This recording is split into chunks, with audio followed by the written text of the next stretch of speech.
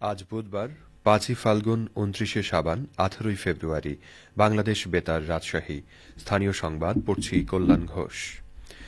দীর্ঘ ২ দশক পর মন্ত্রী পেল রাজশাহীবাসী।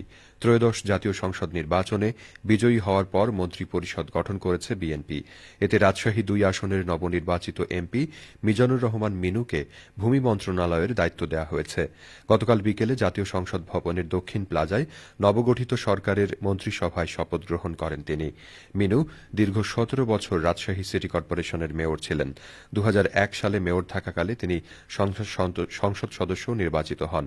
এদিকে মিনু মন্ত্রী হওয়ার খবরে নগরীর বিভিন্ন এলাকায় আনন্দ মিছিল ও মিষ্টি বিতরণ করেছেন বিএনপির উচ্ছ্বসিত নেতাকর্মীরা। এদিকে নতুন মন্ত্রিসভায় শপথ নিয়েছেন সিরাজগঞ্জের ২ সংসদ সদস্য ইকবাল হাসান মাহমুদ টুকু ও ডা এম এ মোহিত। এতে উল্লাস প্রকাশ করেছেন রাজনৈতিক দলের নেতৃবৃন্দ সহ বিভিন্ন শ্রেণীর মানুষ। গতকাল বিকেলে সিরাজগঞ্জ ২ আসনের এমপি বিএনপির স্থায়ী কমিটির সদস্য ইকবাল হাসান মাহমুদ টুকু, বিদ্যুৎ, জ্বালানি ও খনিজ সম্পদ মন্ত্রণালয়ের মন্ত্রী ও সিরাজগঞ্জ ৬ আসনের এমপি ডা এম এ মোহিত স্বাস্থ্য, ডাক ও টেলিযোগাযোগ মন্ত্রণালয়ের প্রতিমন্ত্রী হিসেবে শপথ গ্রহণ করেছেন। অন্যদিকে ইউনিয়ন পরিষদের চেয়ারম্যান হিসেবে রাজনৈতিক অঙ্গনে পথচলা শুরু করা বগুড়ার মীর শাহে আলম প্রতিমন্ত্রী হিসেবে শপথ নিয়েছেন। তিনি বগুড়া ২ আসনের নবনির্বাচিত সংসদ সদস্য। দীর্ঘ ২৯ বছরের রাজনৈতিক পরিক্রমায় ত্রয়োদশ জাতীয় সংসদ নির্বাচনে জয়ী হয়ে গতকাল স্থানীয় সরকার, পল্লী উন্নয়ন ও সমবায় মন্ত্রণালয়ের প্রতিমন্ত্রী হিসেবে শপথ নিয়েছেন তিনি। এর মধ্য দিয়ে ২৫ বছর পর বগুড়ার কেউ মন্ত্রিসভায় জায়গা পেলেন। মীর শাহে আলম জেলা বিএনপির সহসভাপতি এবং শিবগঞ্জ উপজেলা বিএনপির সভাপতি হিসেবে দায়িত্ব পালন করছেন। নাটোরের সকল মসজিদে তারাবিহ নামাজ একই নিয়মে অনুসরণ করে পড়ার অনুরোধ জানিয়েছেন ইসলামিক ফাউন্ডেশন। চাঁদ দেখা সাপেক্ষে আজ থেকেই নামাজ শুরু হতে যাচ্ছে।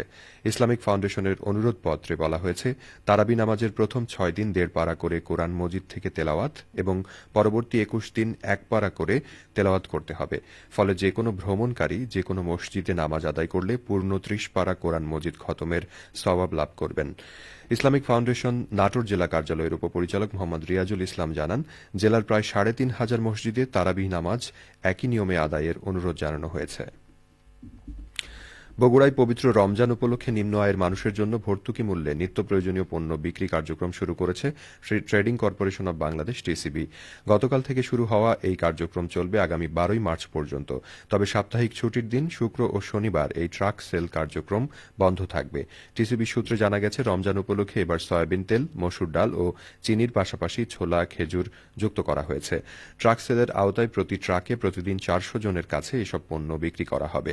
টিসিবি বগুড়া অফিসের প্রধান সহকারী পরিচালক সাদ্দাম হোসেন জানান, রমজান উপলক্ষে ট্রাক সেলের মাধ্যমে জেলার ৫টি স্থানে ভর্তুকি মূল্যে নিত্য প্রয়োজনীয় দ্রব্য বিক্রি করা হচ্ছে এবং এই কার্যক্রম ১২ই মার্চ পর্যন্ত চলবে। একই সঙ্গে স্মার্ট ফ্যামিলি কার্ডধারীদের জন্য নিয়মিত পণ্য বিতরণ কার্যক্রম অব্যাহত থাকবে। সিরাজগঞ্জে কর্মরত গণমাধ্যম কর্মীদের সাথে জেলা প্রশাসনের মতবিনিময় সভা অনুষ্ঠিত হয়েছে। গতকাল জেলা প্রশাসক কার্যালয়ের শহীদ শামসুদ্দিন সম্মেলন কক্ষে এই সভা অনুষ্ঠিত হয়। এতে সভাপতিত্ব করেন সিরাজগঞ্জের জেলা প্রশাসক মোহাম্মদ আমিনুল ইসলাম। তিনি বলেন, সকলের সহযোগিতায় অবাধ, সুষ্ঠু, নিরপেক্ষ ও উৎসবমুখর জাতীয় সংসদ নির্বাচন এবং গণভোট সম্পন্ন হয়েছে। তফসিল ঘোষণার পর থেকে নির্বাচন পর্যন্ত গণমাধ্যম কর্মীরা দিনরাত পরিশ্রম করে নির্বাচনী সংবাদ জনগণের কাছে পৌঁছে দিয়েছেন, যা সত্যিই প্রশংসনীয়। বস্তুনিষ্ঠ লেখনী ও প্রচারণার কারণেই নির্বাচনী স্বচ্ছতা রাখা সম্ভব হয়েছে।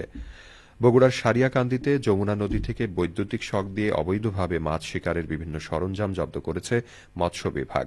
গতকাল অবৈধ এই মাছ শিকারের বিরুদ্ধে অভিযান পরিচালনা করেন উপজেলা মৎস্য কর্মকর্তা গোলাম শাকিল আহমেদ।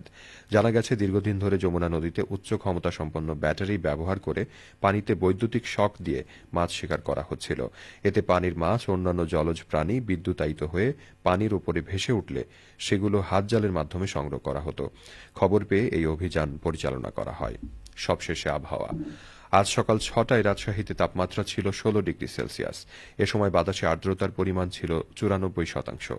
রাজশাহী ও পার্শ্ববর্তী এলাকায় আজ সূর্যোদয় হয়েছে সকাল ৬টা ৩৭ মিনিটে এবং সূর্যাস্ত সন্ধে ৬টা ১ মিনিটে।